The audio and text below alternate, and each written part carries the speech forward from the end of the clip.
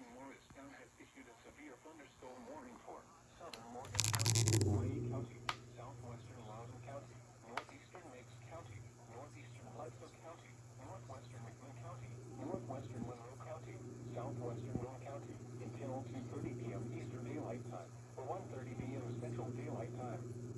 At 1:47 p.m. Eastern Daylight Time, or 12:47 p.m. Central Daylight Time, severe thunderstorms were located along a line extending from near Rockwood to near Spring City to 11 miles northeast of Spencer, moving southeast at 35 miles per hour.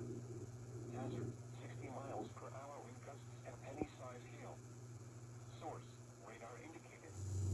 Impact, expects damaged roofs, siding, and trees.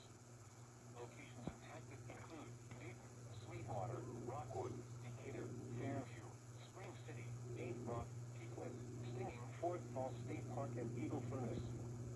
This includes the following highways: Interstate 40 in Tennessee between mile markers 341 and 344. Interstate 75 in Tennessee between